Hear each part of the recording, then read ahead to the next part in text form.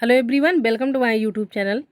तो देखिए, इस वीडियो में हम सोशल साइंस के प्रीवियस ईयर क्वेश्चन सॉल्व करेंगे। देखिए, जो आने वाला एग्ज़ाम जुलाई में होगा यूपी टेट का जूनियर लेवल का, तो उसमें देखिए सारे क्वेश्चन ऐसे ही मिलते जुलते क्वेश्चन आएंगे, क्योंकि ये क्वेश्चन जो है तो सिलेक्टेड क्वेश्चन प्रीवियस ईयर के क्वेश्चन लिए गए हैं।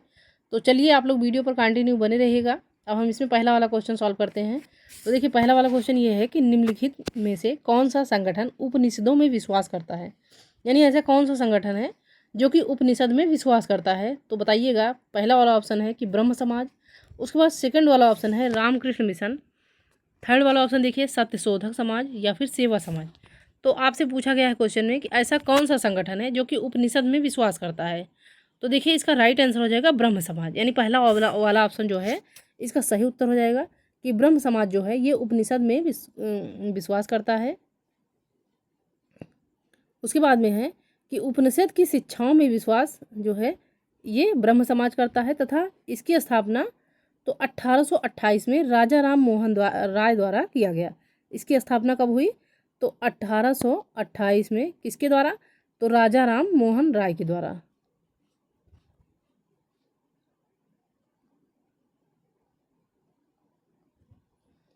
राजा राम मोहन राय के द्वारा की गई।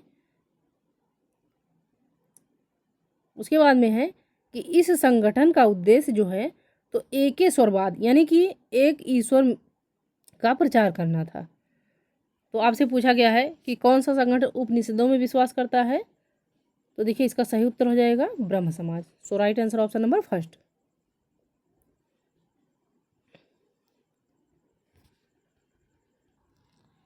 आइए देखिएगा अगला वाला क्वेश्चन। सेकंड नंबर क्वेश्चन है कि निम्नलिखित में से किसकी वाणी और विचार पंचवाणी और बीजक में संरक्षित है, यानी ऐसे कौन से व्यक्ति हैं कि जिनके वाणी और विचार पंचवाणी और बीजक में संरक्षित है। तो बताइएगा कि मीराबाई के, सेकंड है कबीरदास, या फिर गुरु नानक के, या फिर रविदास। तो देखिए कि वाणी और विचार जो कि पंचवाणी और बीजक में संरक्षित हैं, तो इसका राइट आंसर हो जाएगा संत कबीरदास के। संत कबीरदास के जो है तो वाणी और विचार पंचवाणी और बीजक में संरक्षित किए गए हैं, यानी सुरक्षित किए गए हैं। So right answer option number second. अब देखिएगा अगला वाला क्वेश्चन कि EDUSAT क्या है। EDUSAT, तो देखिएगा पहला वाला ऑप्शन है कि सौर कक्षा में मानव निर्मित उपग्रह भेजने वाली रॉकेट, या फिर सौरमंडल में नया ग्रह, या अगला वाला ऑप्शन है कि मंगल और बृहस्पति की कक्षा में खगोलीय पिंड, या देखिए फोर्थ वाला ऑप्शन है कि मानव निर्मित भारतीय उपग्रह। तो बताइएगा कि EDUSAT क्या है। तो देखिए, EDUSAT जिसे हम GSAT-3 के नाम से भी जानते हैं, GSAT-3 के नाम से भी जाना जाता है ये, और यह सौर कक्षा में मानव निर्मित उपग्रह भेजने वाली रॉकेट है। तो सही उत्तर इसका हो जाएगा ऑप्शन नंबर फर्स्ट, यानी सौर कक्षा में मानव निर्मित उपग्रह भेजने वाली रॉकेट है।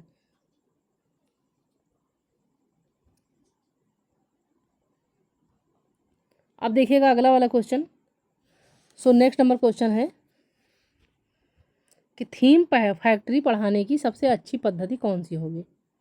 तो थीम फैक्ट्री पढ़ाने की सबसे अच्छी पद्धति का नाम पूछा गया है कि थीम फैक्ट्री पढ़ाने की सबसे अच्छी पद्धति कौन सी होगी।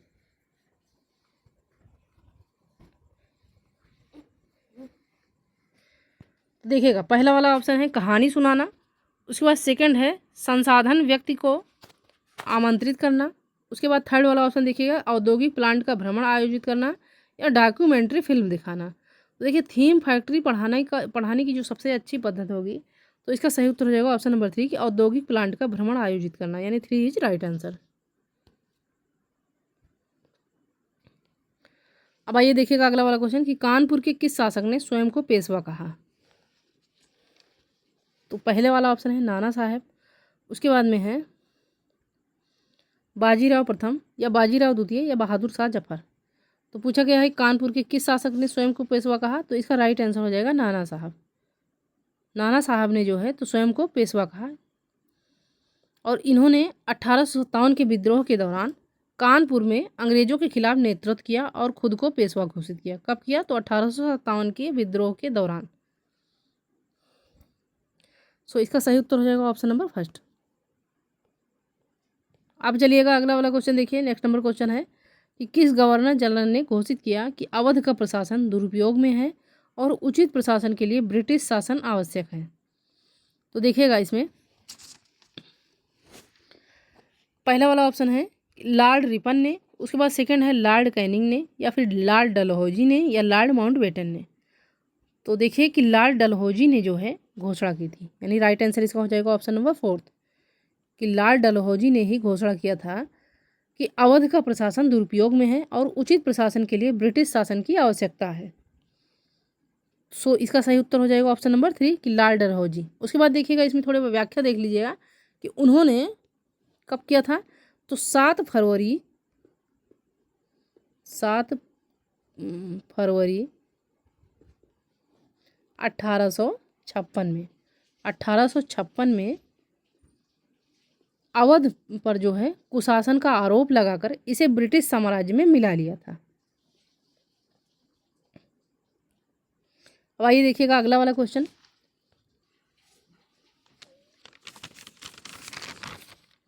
अगला वाला क्वेश्चन देखिएगा कि निम्नलिखित गवर्नर जनरल में से किसने तय किया कि बहादुर शाह जफर अंतिम मुगल सम्राट होंगे।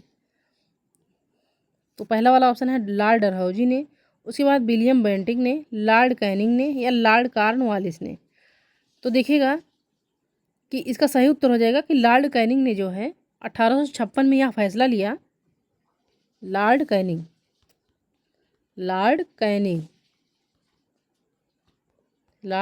ने जो है तो कब फैसला लिया 1856 में। 1856 में फैसला लिया कि बहादुर शाह जफर अंतिम मुगल सम्राट होंगे। और देखिए अंग्रेज़ों ने जो है बहादुर शाह जफर के सामने ही इनके बेटे की हत्या कर डाली और इन्हें रंगून भेज दिया। बहादुर शाह जफर को जो है आखिरी टाइम पे इनकी मृत्यु जो है वहीं रंगून में ही हो गई। सो इसका सही उत्तर हो जाएगा ऑप्शन नंबर 3 यानी लॉर्ड कैनिंग ने ही तय किया कि बहादुर शाह जफर जो होंगे वो अंतिम मुगल सम्राट होंगे। सो 3 वाला ऑप्शन जो है इसका राइट आंसर हो जाएगा। अब देखिएगा अगला वाला क्वेश्चन कि 18वीं सदी में बंगाल धीरे धीरे मुगल नियंत्रण से किसके अधीन आया। तो पहला वाला ऑप्शन है मुर्शिद कुली खान के, उसके बाद सेकंड है नादिर शाह के, या फिर अली वर्दी खान के, या फिर बुरहान उल मुल्क के। तो क्वेश्चन में कहा गया है कि 18वीं सदी में बंगाल धीरे धीरे मुगल नियंत्रण से किसके अधीन आया। तो मुर्शिद कुली खान के नियंत्रण,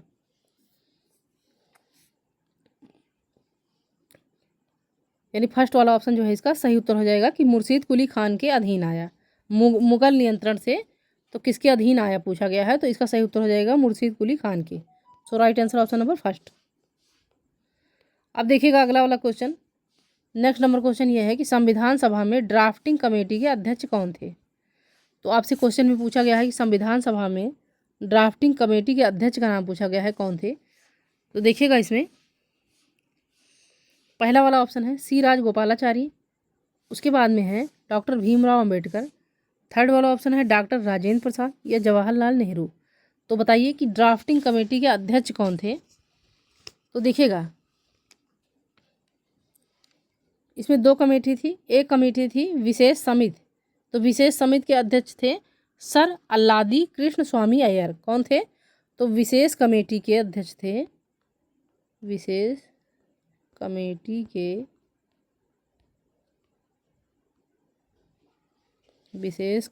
के अध्यक्ष तो कौन थे। सर अल्लादी कृष्ण स्वामी अय्यर ये थे विशेष कमेटी के अध्यक्ष। उसके बाद प्रारूप समिति के अध्यक्ष जो थे तो डॉक्टर भीमराव अंबेडकर थे, यानी इसका सही उत्तर हो जाएगा ऑप्शन नंबर 2। अगर आपसे विशेष कमेटी का अध्यक्ष पूछा जा रहा है तो कौन थे, सर अल्लादी कृष्ण स्वामी अय्यर, और प्रारूप समिति के अध्यक्ष का नाम अगर पूछा जाता है तो वो थे डॉक्टर भीमराव अंबेडकर हैं। तो क्वेश्चन में ये दोनों नहीं पूछा गया है, यानी ड्राफ्टिंग कमेटी के अध्यक्ष पूछा गया है। तो इसका राइट आंसर हो जाएगा ऑप्शन नंबर 2 कि डी डॉक्टर भीमराव अंबेडकर। अब देखिएगा अगला वाला question. So next number question देखिए कि संविधान की समवर्ती सूची में आने वाले मामलों से कौन निपटता है। तो देखिए पहला वाला ऑप्शन है केंद्र और राज्य सरकारें, उसके बाद सेकंड है राज्य सरकार और स्थानीय निकाय, थर्ड वाला ऑप्शन देखिए कि केंद्र शासित प्रदेश, या फोर्थ वाला ऑप्शन है स्थानीय निकाय। तो देखिए कि संविधान की समवर्ती सूची में आने वाले मामलों से पूछा गया कौन निपटता है। तो देखिए इसका सही उत्तर हो जाएगा केंद्र और राज्य सरकारें। सो फर्स्ट वाला ऑप्शन जो है इसका राइट आंसर हो जाएगा। अब आइए देखिए अगला वाला क्वेश्चन कि भारत की रियासतों को एकीकृत करने में निर्णायक भूमिका किसने निभाई। तो देखिए भारत की रियासतों को एकीकृत करने में सबसे निर्णायक भूमिका जो थी तो वो सरदार वल्लभ भाई पटेल जी की थी। राइट आंसर इसका हो जाएगा ऑप्शन नंबर सेकंड। और सरदार वल्लभ भाई पटेल को ही लौह पुरुष कहा जाता है, भारत का लौह पुरुष। इन्होंने जो है तो जब भारत और पाकिस्तान का विभाजन हुआ तो लगभग भारत में इन्होंने 560 रियासतें जो है भारत में मिलाई थी, यानी इसका राइट आंसर हो जाएगा option number second, Sardar Vallabh भाई पटेल। अब आइए देखिएगा अगला वाला क्वेश्चन कि भारत का संविधान कब अपनाया गया। तो पहला वाला ऑप्शन है 15 अगस्त 1947 को, उसके बाद सेकंड है कि 26 नवंबर 1947, थर्ड वाला ऑप्शन देखिए कि 26 नवंबर 1949 या फिर 26 जनवरी 1950 को। तो अपनाया गया पूछा गया है, तो अपनाया गया था 26 नवंबर 1949 को। भारत का संविधान जो है तो 26 नवंबर 1949 को अपनाया गया था तथा लागू हुआ था 26 जनवरी 1950 को। तो आपसे क्वेश्चन में पूछा गया है कब अपनाया गया था, तो इसका राइट आंसर हो जाएगा ऑप्शन नंबर थर्ड। अब आइए देखिए अगला वाला क्वेश्चन कि भारत के एकमात्र भारतीय गवर्नर जनरल कौन थे।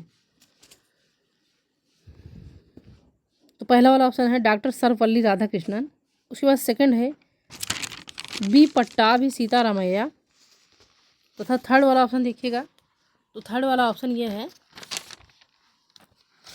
कि टी कृष्णमाचारी या फिर सी राजगोपालाचारी। तो पूछा गया है क्वेश्चन कि भारत के एकमात्र भारतीय गवर्नर जनरल कौन थे। सो इसका सही उत्तर हो जाएगा सी राजगोपालाचारी, यानी इनका पूरा नाम था चक्रवर्ती राजगोपालाचारी। सही उत्तर इसका हो जाएगा ऑप्शन नंबर फोर्थ। उसके बाद इनके बारे में थोड़ा और देख लीजिएगा कि सी राजगोपालाचारी थे और उन्हें राजा जी के नाम से भी जाना जाता है, और उन्होंने जून 1948 से जनवरी 1950 तक स्वतंत्र भारत के अंतिम और एकमात्र गवर्नर जनरल के रूप में कार्य किया। कौन, तो सी राजगोपालाचारी। इसके बाद यह पद समाप्त कर दिया गया, गवर्नर जनरल का पद जो है तो इसके बाद समाप्त कर दिया गया। तो इन्हें चाहे आप पहला मानिए, चाहे एकमात्र मानिए, चाहे जो मानिए, तो केवल एकमात्र भारतीय गवर्नर जनरल तो ये थे सी राजगोपालाचारी। सो इसका सही उत्तर हो जाएगा ऑप्शन नंबर फोर्थ। अब देखिएगा अगला वाला क्वेश्चन कि भारतीय संविधान सभा के अध्यक्ष कौन थे। तो अध्यक्ष आपसे पूछा गया है कि भारतीय संविधान सभा के अध्यक्ष कौन थे। तो देखिए पहला वाला ऑप्शन है सी राजगोपालाचारी, उसके बाद है डॉक्टर भीमराव अंबेडकर, डॉक्टर राजेंद्र प्रसाद या फिर जवाहरलाल नेहरू।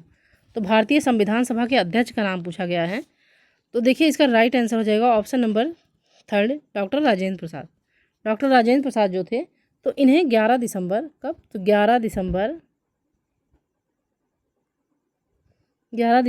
1946 को सर्वसम्मति से चुना गया अध्यक्ष पद पर। वहीं 9 दिसंबर 1946 को कब, तो 9 दिसंबर 1946 को पहली बैठक के अस्थायी अध्यक्ष, अगर अस्थायी अध्यक्ष पूछा जाता है तो ये थे डॉक्टर सच्चिदानंद सिन्हा। तो देखिए ऑप्शन में तो दिया नहीं गया है, तो ऑप्शन में अस्थायी अध्यक्ष ही मान लीजिए पूछा जाएगा, तो सही उत्तर इसका हो जाएगा डॉक्टर राजेंद्र प्रसाद, यानी ऑप्शन नंबर 3 जो है इसका राइट आंसर हो जाएगा।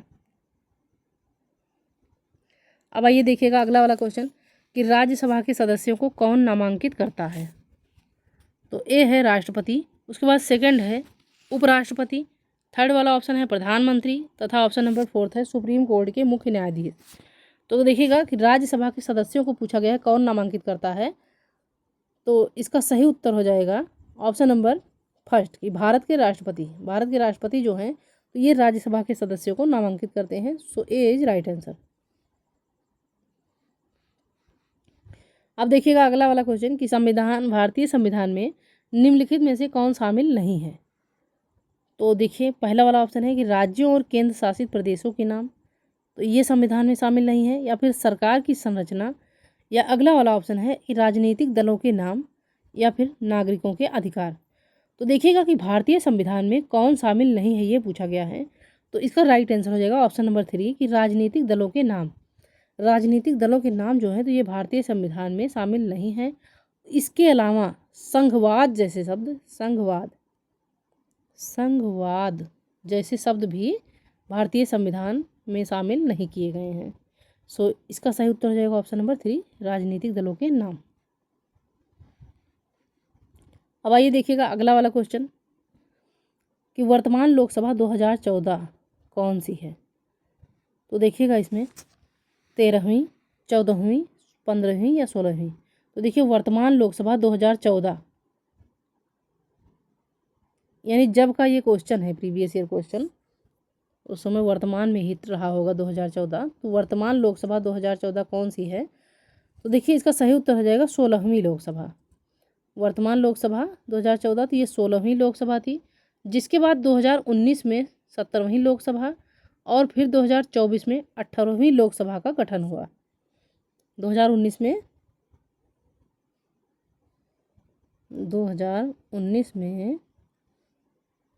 17वीं लोकसभा बनी। उसके बाद 2024 में 18वीं लोकसभा बनी। तो वर्तमान लोकसभा 2014 से कौन सी है। सो इसका राइट आंसर हो जाएगा ऑप्शन नंबर 4 16वीं। अब देखिएगा अगला वाला क्वेश्चन ये है कि राज्य का प्रथम नागरिक कौन होता है। राज्य का आपसे पूछा गया है, देश का नहीं पूछा गया है, इसमें राज्य का पूछा गया है। तो पहला वाला ऑप्शन है उच्च न्यायालय के मुख्य न्यायाधीश। उसके बाद अगला वाला ऑप्शन है गृह मंत्री, राज्यपाल या मुख्यमंत्री। तो देखिए राज्य का प्रथम नागरिक जो होता है वो राज्यपाल होता है। सो इसका सही उत्तर हो जाएगा ऑप्शन नंबर 3। अब देखिए अगला वाला क्वेश्चन है कि भारत का प्रथम नागरिक कौन होता है। तो भारत का प्रथम नागरिक जो होता है राष्ट्रपति होता है, यानी सही उत्तर इसका हो जाएगा ऑप्शन नंबर 3। अब आइए देखिएगा अगला वाला क्वेश्चन कि प्रधानमंत्री का चुनाव कौन करता है। तो इसका सही उत्तर देखिए, पहले ऑप्शन देख लीजिएगा कि प्रधानमंत्री का चुनाव कौन करता है। मंत्रिपरिषद करते हैं, या फिर मुख्यमंत्री, या संसद के सदस्य, या संसद और विधानसभा के सदस्य। तो देखिए कि प्रधानमंत्री का चुनाव जो होता है वो संसद के सदस्य करते हैं। यानी जितने जो है MLC बनाए गए रहते हैं वही करते हैं, वो संसद के सदस्य होते हैं 543, तो वही लोग करते हैं। सो इसका राइट आंसर हो जाएगा ऑप्शन नंबर 3 संसद के सदस्य। अब देखिएगा अगला वाला क्वेश्चन कि राज्यपाल की नियुक्ति कौन करता है।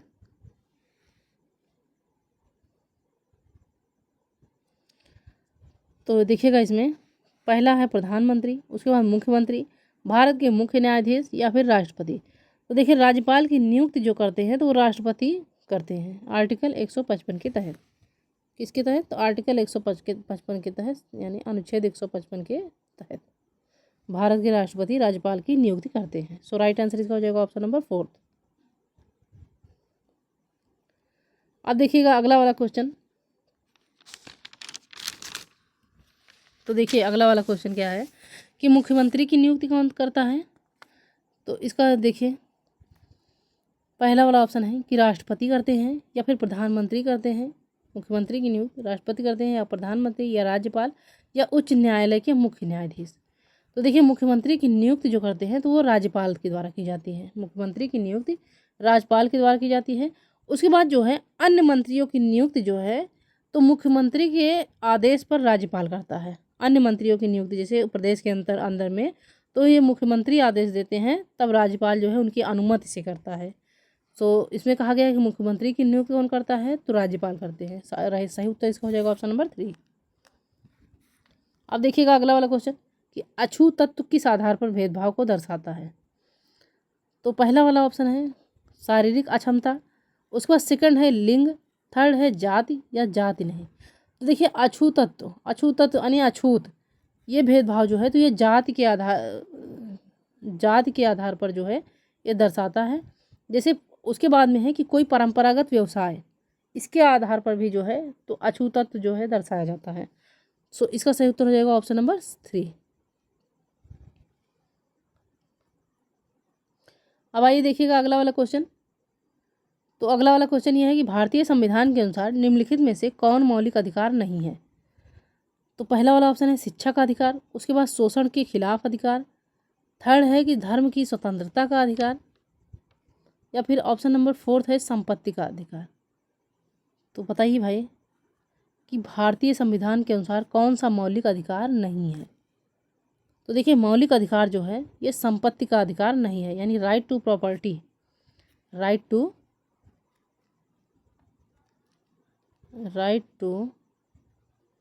प्रॉपर्टी, ये मौलिक अधिकार के अंतर्गत नहीं आता है संपत्ति का अधिकार। अब देखिएगा कि 1978 में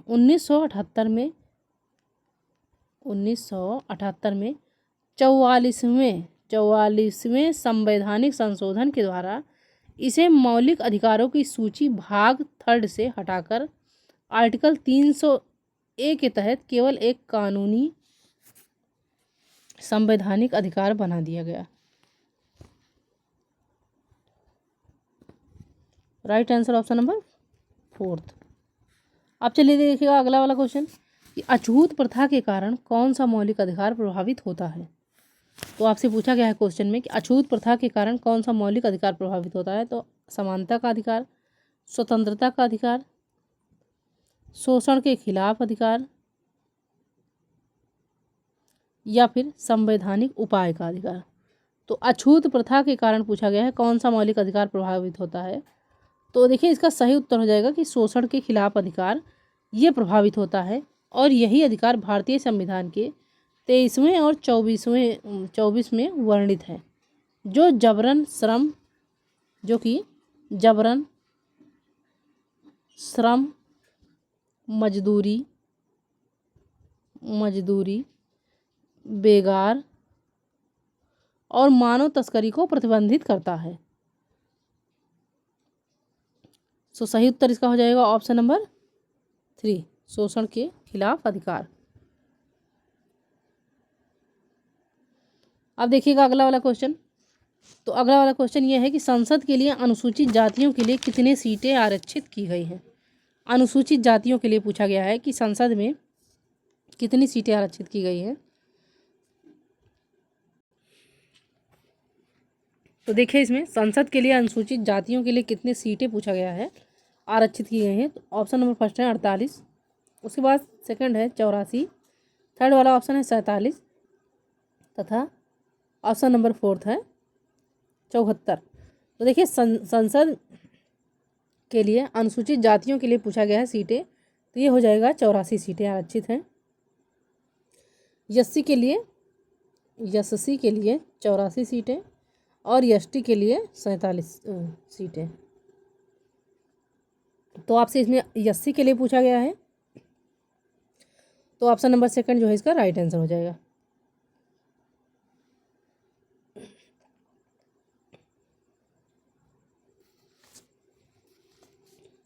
अब देखिएगा अगला वाला क्वेश्चन है कि भारत में किस प्रकार की शासन प्रणाली अपनाई गई। तो पहला वाला ऑप्शन है संसदीय और एकात्मक, उसके बाद सेकंड है कि राष्ट्रपति और संघीय, थर्ड वाला ऑप्शन देखिएगा कि राष्ट्रपति और एकात्मक, या फिर संसदीय और संघीय।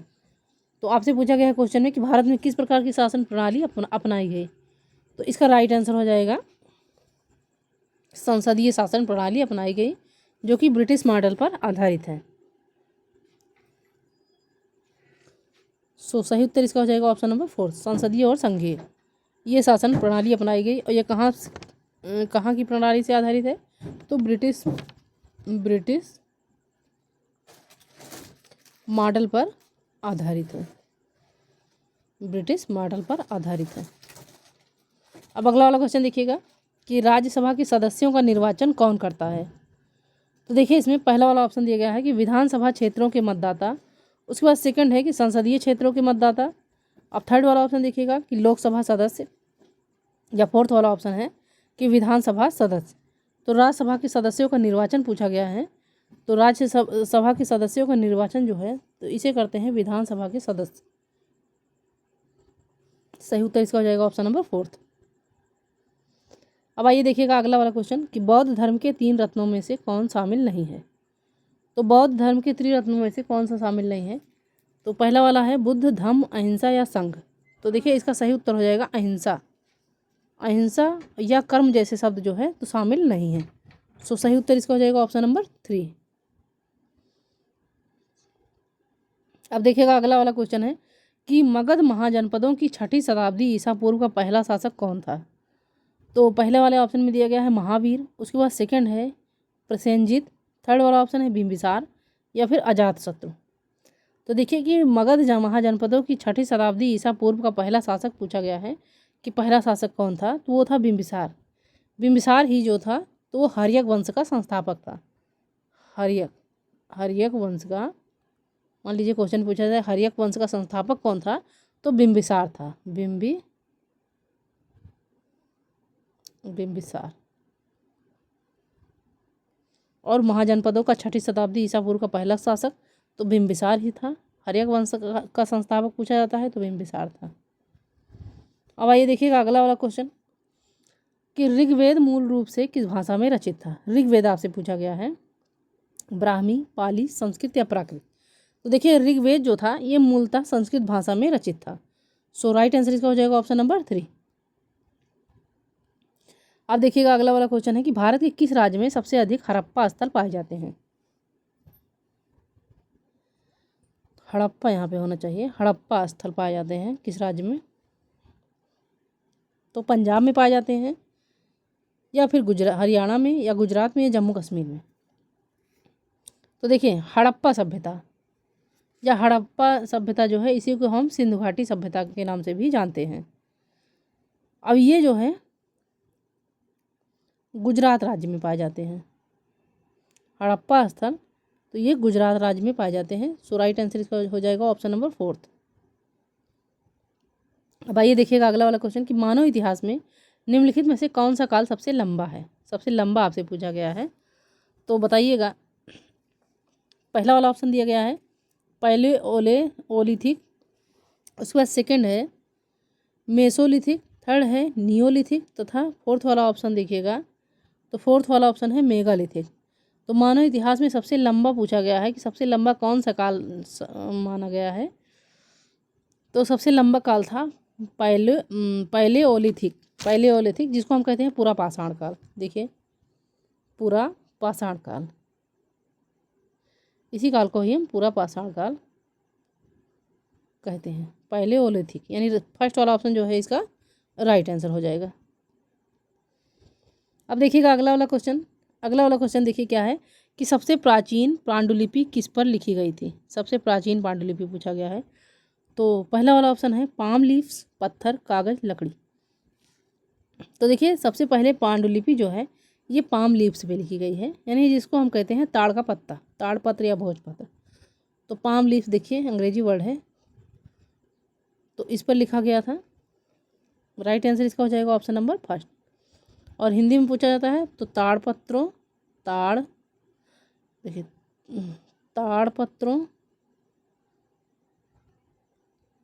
तथा भोजपत्रों पर, कहाँ पर, भोजपत्रों पर लिखी गई थी।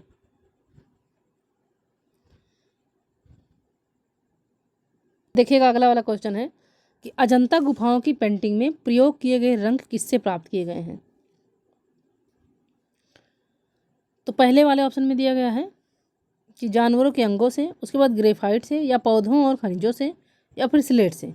तो देखिए अजंता गुफाओं की पेंटिंग पूछा गया है कि अजंता गुफाओं की पेंटिंग जो है तो पेंटिंग के प्रयोग जो है किस रंग से प्राप्त किए गए हैं। तो इसका सही उत्तर हो जाएगा पौधों और खनिजों से। अजंता गुफाओं की जो पेंटिंग प्राप्त किए गए हैं तो ये पौधों और खनिजों से प्राप्त किए गए हैं। सो 3 वाला ऑप्शन जो है इसका सही उत्तर हो जाएगा। अब देखिएगा स्वनिर्देशित आत्म अनुशासित सोच जिसे निष्पक्ष रूप से उच्चतम स्तर पर तर्क करने का प्रयास किया जाता है तो उसे हम क्या कहते हैं। तो देखिएगा इसमें पहला वाला ऑप्शन है समालोचनात्मक सोच, उसके बाद सेकंड है जटिल सोच, थर्ड वाला ऑप्शन देखिएगा बुद्धिमान सोच या फिर सार्वगर्भित सोच। तो देखिए इसमें कि स्वनिर्देशित आत्म अनुशासित सोच जिसे निष्पक्ष रूप से उच्चतम स्तर पर तर्क करने का प्रयास किया जाता है तो उसे हम कहते हैं समालोचनात्मक सोच। सो सही उत्तर इसका हो जाएगा ऑप्शन नंबर फर्स्ट। अब आइए देखिएगा अगला वाला क्वेश्चन कि कक्षा में सहकारी सीखने को बढ़ावा देने के लिए शिक्षक को क्या करना चाहिए। तो पहला वाला ऑप्शन है कि छात्रों को बहस और चर्चाओं में संलग्न करना, उसके बाद सेकंड है कि उन्हें व्यक्तिगत परियोजनाएं देना, या फिर अगला वाला देखिएगा ऑप्शन है कि कक्षा को छोटे समूहों में विभाजित करना, या फिर ऑप्शन नंबर फोर्थ देखिएगा कि उन्हें परियोजना करने के लिए विभिन्न स्रोत प्रदान करना। तो देखिए इसका राइट आंसर हो जाएगा ऑप्शन नंबर फोर्थ वाला कि उन्हें परियोजना करने के लिए विभिन्न स्रोत प्रदान करना। यानी कक्षा में सहकारी सीखने को बढ़ावा देने के लिए शिक्षक को करना चाहिए उन्हें परियोजना करने के लिए विभिन्न स्रोत प्रदान करना। सो फोर्थ वाला ऑप्शन जो है इसका सही उत्तर हो जाएगा। अगला वाला क्वेश्चन देखिए कि निम्नलिखित सिद्धांत किसने दिया कि सभी बच्चे विकास की समान श्रृंखला से गुजरते हैं। उसके बाद वो जो है लेकिन अलग अलग दरों से, यानी ऐसा सिद्धांत किसने दिया कि सभी बच्चे जो हैं विकास की समान श्रृंखला से गुजरते हैं लेकिन अलग अलग दरों से, इसलिए शिक्षक को व्यक्तिगत बच्चों और छोटे समूहों के लिए गतिविधियाँ योजना बनानी चाहिए। तो बताइए कि ये सिद्धांत जो है किसने दिया है। तो CL ओगडेन ने, या फिर अगला देखिए कि D पर्सेल ने, या JH बेल ने, या जीन पियाजे ने। तो देखिए इसका राइट आंसर हो जाएगा जीन पियाजे ने। सो ऑप्शन नंबर फोर्थ जो है इसका सही उत्तर हो जाएगा। अब आइए देखिएगा अगला वाला क्वेश्चन है कि किस प्रकार की कक्षा में लर्निंग डिसेबिलिटी वाले छात्रों अन्य छात्रों के साथ सीखते हैं। यानी ऐसी कौन सी कक्षा है कि जिसमें लर्निंग डिसेबिलिटी वाले छात्र अन्य छात्रों के साथ सीखते हैं। तो पहला है एक्सक्लूसिव, या फिर स्पेशल, या इंक्लूसिव, या फिर मॉडर्न। तो देखिए इसमें इसका राइट आंसर हो जाएगा इंक्लूसिव। ऑप्शन नंबर 3 जो है इसका सही उत्तर हो जाएगा। अब देखिएगा अगला वाला क्वेश्चन कि स्थानीय समाचार पत्र से मौसम संबंधी जानकारी एकत्र करना किस प्रकार का स्रोत है। तो पहले वाले ऑप्शन में दिया गया है प्राथमिक स्रोत, उसके बाद माध्यमिक, तृतीयक, या फिर प्राथमिक और तृतीयक दोनों। तो देखिए स्थानीय समाचार पत्र से मौसम संबंधी जानकारी इकट्ठा करना तो ये माध्यमिक स्रोत कहलाएगा। सो सही उत्तर इसका हो जाएगा ऑप्शन नंबर सेकंड, क्योंकि प्राथमिक स्रोत जो होगा तो प्राथमिक स्रोत स्वयं समाचार पत्र ही होगा, और आप समाचार पत्र पढ़कर जानकारी इकट्ठा करने हैं तो ये बीच का स्रोत यानी माध्यमिक स्रोत कहा जाएगा। तो सही उत्तर इसका हो जाएगा ऑप्शन नंबर सेकंड। अब देखिएगा अगला वाला क्वेश्चन कि भौतिक विशेषताओं के मॉडल नकल किसके शिक्षण के लिए सबसे उपयुक्त है।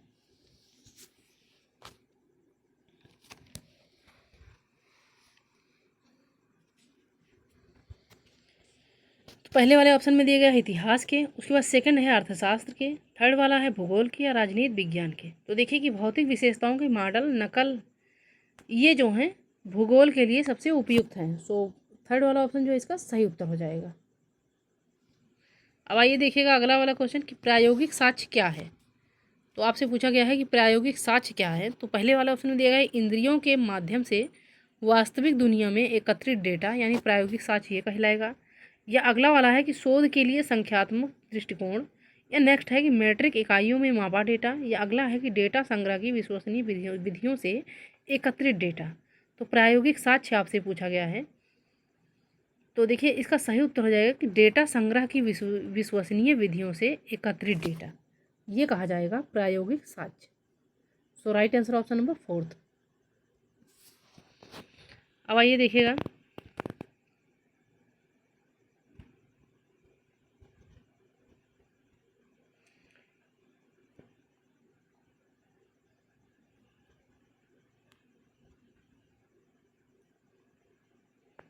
ये वाला क्वेश्चन कि सांद्रित शिक्षण निम्नलिखित में से किस दृष्टिकोण से के विपरीत है। सांद्रित शिक्षण यानी इंडक्टिव लर्निंग जो है, तो ये निम्नलिखित में से किस दृष्टिकोण के विपरीत है? तो पहला वाला ऑप्शन है व्याख्यात्मक शिक्षण के, सेकंड है संरचना प्रशिक्षण के, उसके बाद थर्ड है सिमुलेशन के, या फिर मास्टरी लर्निंग के। तो देखिएगा कि सांद्रित शिक्षण जो है तो ये मास्टरी लर्निंग के विपरीत है, यानी फोर्थ वाला ऑप्शन जो है इसका राइट आंसर हो जाएगा। अब आइए देखिएगा अगला वाला क्वेश्चन, ऊपरी प्राथमिक स्तर पर सामाजिक विज्ञान में कौन सा विषय शामिल है? यानी उच्च प्राथमिक स्तर पर पूछा गया है कि सामाजिक विषय में कौन कौन से विषय शामिल हैं। इतिहास, भूगोल, राजनीति विज्ञान, या मनोविज्ञान। तो देखिए मनोविज्ञान तो होगा नहीं सामाजिक विज्ञान में। उसके बाद इतिहास है, भूगोल है, अर्थशास्त्र है, समाजशास्त्र है, ये होगा। या फिर इतिहास, भूगोल, राजनीति विज्ञान, अर्थशास्त्र, या फिर इतिहास, भूगोल, राजनीति विज्ञान, समाजशास्त्र। तो देखिए इसमें कि ऊपरी प्राथमिक स्तर पर तो सामाजिक विषय में इतिहास है, भूगोल है, राजनीति विज्ञान है तथा अर्थशास्त्र है, यानी ये 4 विषय शामिल हैं। सो 3 वाला ऑप्शन जो है इसका राइट आंसर हो जाएगा। अब आइए देखिएगा अगला वाला क्वेश्चन,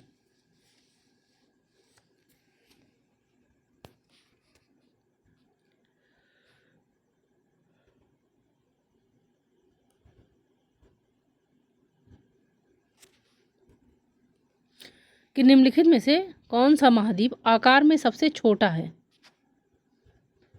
तो पहला वाला ऑप्शन है ऑस्ट्रेलिया, दक्षिण अमेरिका, अफ्रीका, या फिर यूरोप। तो देखिए आकार में सबसे छोटा महाद्वीप है ऑस्ट्रेलिया महाद्वीप। ऑस्ट्रेलिया महाद्वीप जो है तो ये आकार में सबसे छोटा है, और सबसे बड़ा पूछा जाएगा तो एशिया है। एशिया महाद्वीप सबसे बड़ा है। सो सही उत्तर इसका हो जाएगा ऑप्शन नंबर फर्स्ट। अब देखिएगा अगला वाला क्वेश्चन, कि 2 भूमि भागों को जोड़ने वाली सक्रिय भूमि यानी पट्टी को हम क्या कहते हैं? कि जो 2 भूमि भागों को जोड़ती है तो ऐसी सक्रिय भूमि पट्टी को क्या कहा जाता है? तो पहले वाले ऑप्शन में दिया गया है कि सागर प्रसाद, सेकंड है इस्थमस, उसके बाद थर्ड है द्वीप, या फिर खाड़ी। कि 2 भूमि भागों को जोड़ने वाली सक्रिय भूमि पट्टी का नाम पूछा गया है। तो देखिए इसका सही उत्तर हो जाएगा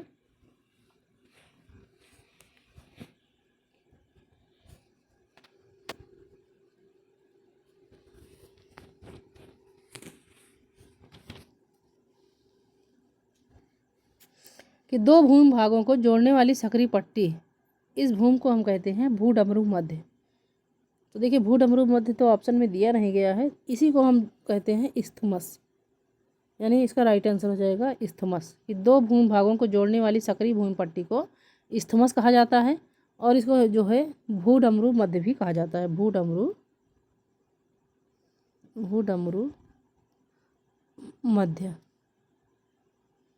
अब देखिएगा अगला वाला क्वेश्चन, कि विशेष रूप से निर्मित टैंकों और तालाबों में मछली की प्रजनन प्रक्रिया को क्या कहते हैं? तो पहला वाला ऑप्शन है रेशम उत्पादन, अंगूर उत्पादन, उद्यानिकी, या मीन पालन। तो देखिए विशेष रूप से निर्मित टैंकों और तालाबों में मछली की प्रजनन प्रक्रिया को तो इसे हम कहते हैं मीन पालन। मीन पालन जो है इसे कहा जाता है। राइट आंसर इसका हो जाएगा ऑप्शन नंबर 4। अब आइए देखिए अगला वाला क्वेश्चन है कि निम्नलिखित में से कौन सा ऊर्जा का गैर प्रारंभिक स्रोत है? ऊर्जा का गैर प्रारंभिक स्रोत पूछा गया है।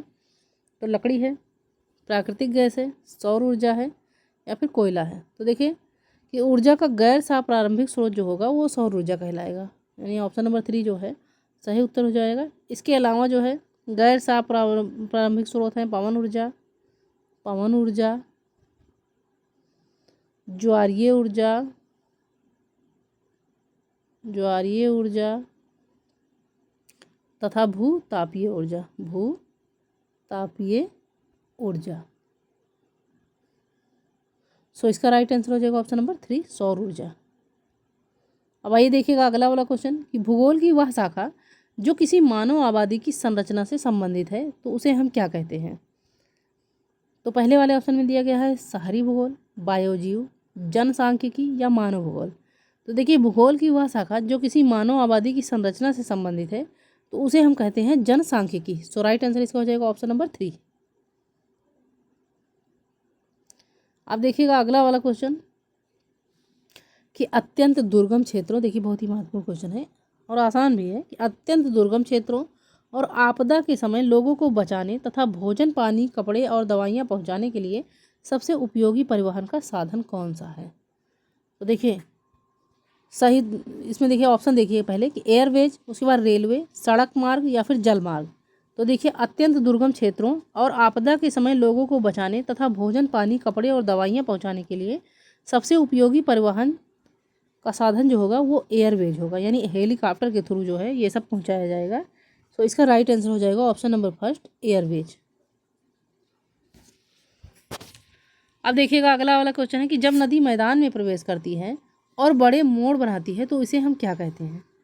तो पहले वाले ऑप्शन में दिया गया है कि लीवी, या फिर फ्लड डेप्लेन, या फिर मिनिडर लिखा गया है, लेकिन देखिए ये मियंडर है, ये मियंडर है, इस पर देखिए टाइपिंग मिस्टेक है, इसे हम कहेंगे मियंडर, मियंडर। उसके बाद देखिए कि आक्सबो लेक। तो देखिए कि जब नदी मैदान में प्रवेश करती है और बड़े मोड़ बनाती है तो उसे हम कहते हैं मियंडर। क्या कहेंगे? Meander, meander. देखिए मियंडर कहा जाएगा, ये गलत लिख रहा है, मियंडर। क्या कहेंगे? मियंडर। या इसको हम विसर्प भी कहते हैं, विसर्प, विसर्प भी इसे हम कहते हैं। देखिए कि जब मैदानी इलाकों में ढाल कम होने के कारण नदी की गति धीमी हो जाती है, जिससे वह सीधे बहने के बजाय जिगजैग यानी टेढ़ी मेढ़ी श्रृंखला में बहती है। सो इसका सही उत्तर हो जाएगा ऑप्शन नंबर 3, मियंडर। अब देखिएगा अगला वाला क्वेश्चन। तो अगला वाला क्वेश्चन यह है कि पृथ्वी की विभिन्न परतों की पहचान आंतरिक से बाहरी परत तक करें। तो पृथ्वी की विभिन्न परतों की पहचान आंतरिक से बाहरी परत तक आपको करना है। तो पहले वाले ऑप्शन में दिया गया है crust, mental, outer core, inner core, या फिर mental, crust, outer core, inner core, या फिर inner core, outer core, crust, mental, या फिर अगला है कि इनर कोर, आउटर कोर और मेंटल। तो देखिए पृथ्वी की विभिन्न परतों की पहचान आपसे पूछा गया है कि आंतरिक से बाहरी परत तक करना है। तो देखिए इसका सही उत्तर हो जाएगा option number 3, inner core. Core पहले होगा, कौन सा? Inner core, outer core, crust, उसके बाद मेंटल। तो 3 वाला ऑप्शन जो है इसका राइट आंसर हो जाएगा। अब आइए देखिएगा अगला वाला क्वेश्चन है कि निम्नलिखित में से कौन सा वायुमंडल का स्तर रेडियो तरंगों के संचार में मदद करता है? तो देखिए इसमें पहला वाला ऑप्शन है स्ट्रेटोस्फीयर, मेसोस्फीयर, थर्मोस्फीयर या एक्सोस्फीयर। तो देखिएगा इसमें इसका सही उत्तर हो जाएगा आयनोस्फीयर। आयनोस्फीयर तो इसमें देखिए दिया नहीं गया है, आयनोस्फीयर यानी आयन मंडल करता है, आयन मंडल आयनोस्फीयर करता है। कि वायुमंडल का स्तर रेडियो तरंगों के संचार में मदद करता है, तो वो करता है आयन मंडल, जिसको हम कहते हैं आयनोस्फीयर। अब देखिएगा अगला वाला क्वेश्चन है कि विंड वेन किसे मापने के लिए प्रयोग किया जाता है? विंड वेन आपसे पूछा गया है, सबसे लास्ट वाला क्वेश्चन है। वायु की गति, वायु दाब, हवा की दिशा, या फिर वायु का तापमान। विंड वेन आपसे पूछा गया है। तो देखिएगा कि विंड वेन जो है ये हवा की दिशा मापने के लिए प्रयोग किया जाता है और इसे वेदर वेन और पवन सूचक यंत्र भी कहा जाता है। सो सही उत्तर इसका हो जाएगा ऑप्शन नंबर 3।